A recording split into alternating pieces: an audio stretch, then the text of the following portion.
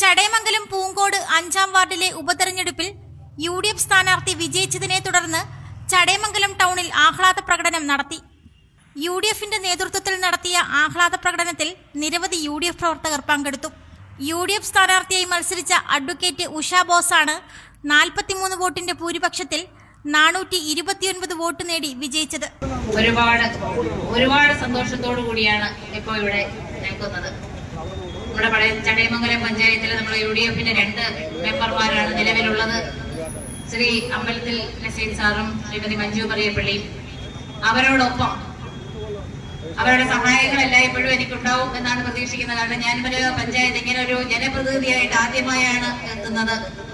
അപ്പൊ ഈ അവസരത്തിൽ തീർച്ചയായും അവിടെയുള്ള 2 മെമ്പർമാരുടെ എല്ലാ സഹായങ്ങളും ഉണ്ടാവും എന്ന് തന്നെയാണ് വിശ്വാസം. അവര് എന്റെ കൂടെ തന്നെ എപ്പോഴും ഉണ്ട്.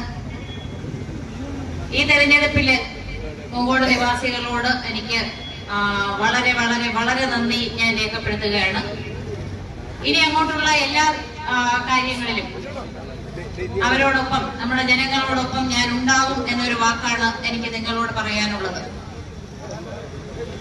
ഈ തെരഞ്ഞെടുപ്പില് പഴുതടച്ച പ്രവർത്തനങ്ങളായിരുന്നു UDFന്റെ ഭാഗത്തു നിന്നുണ്ടായിരുന്നത്. നമ്മുടെ പൂങ്കോട് വാർഡിലുള്ളവർ മാത്രമല്ല, ചടയമംഗലം മണ്ഡലത്തിലും ചടയമംഗലം നിയോജക മണ്ഡലത്തിലും അതിന് പുറത്തു നിന്നുമുള്ള ധാരാളം UDFന്റെ പ്രവർത്തകര് ശ്രീ ചന്ദ്രബോസ് സാറിന്റെ ഏകോപനവും ശ്രീ MM നസീർ സാറിന്റെ നിർദ്ദേശങ്ങളും അനുസരിച്ച് നമ്മുടെ മണ്ഡലം പ്രസിഡന്റ് AR റിയാസ് ഒക്കെയുള്ള പ്രവർത്തനപരമായിട്ട് അവരോടൊപ്പം പ്രവർത്തിച്ച എല്ലാ UDF പ്രവർത്തകരോടും ഞാൻ ഈ അവസരത്തിൽ പ്രത്യേകിച്ച് നന്ദി പറയുകയാണ്. LDFൽ നിന്നും UDF വാർഡ് തിരിച്ചു പിടിക്കുകയായിരുന്നു. കഴിഞ്ഞ പ്രാവശ്യം 18 വോട്ടിന്റെ ഭൂരിപക്ഷത്തിലാണ് LDF വിജയിച്ചത്.